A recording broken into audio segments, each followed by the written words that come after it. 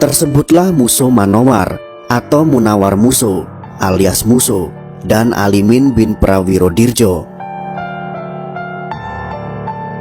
Pada tanggal 25 Desember tahun 1925, para pemimpin PKI mengadakan pertemuan kilat di daerah Prambanan, Klaten, Jawa Tengah. Dalam pertemuan itu mereka membahas aksi berupa pemogokan hingga angkat senjata yang bakal dilakukan oleh kaum tani serta buruh.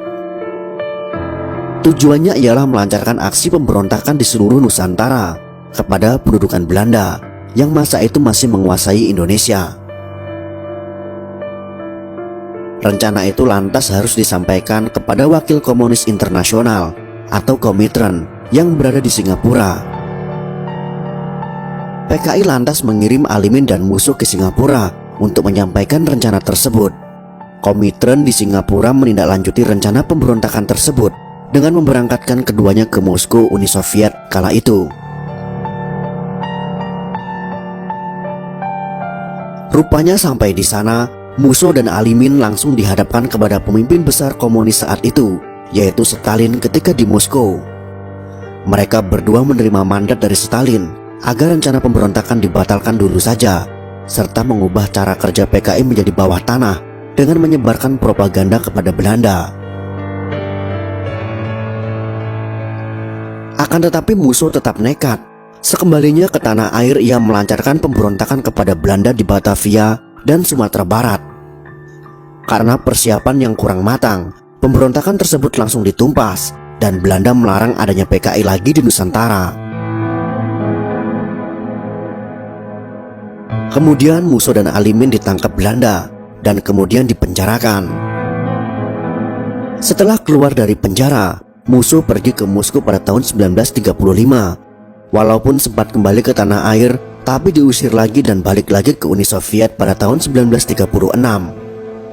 Hingga pada tanggal 11 Agustus tahun 1948, Muso kembali ke Indonesia lewat Yogyakarta. Dasar memang bebal.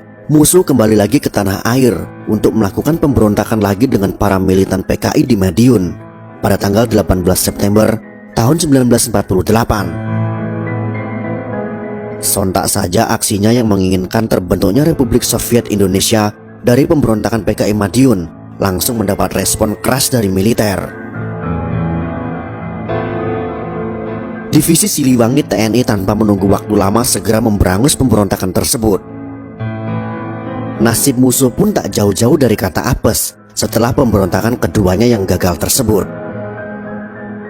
Ia dikepung oleh satu peleton tentara Siliwangi di Pacitan hingga ajal menjemputnya setelah dihadiahi timah panas oleh TNI saat Muso bersembunyi di kamar mandi pemandian umum. Setelah tewas ditembak, mayat Muso dibawa ke rumah sakit Ponorogo untuk diawetkan hingga akhirnya dibakar secara diam-diam.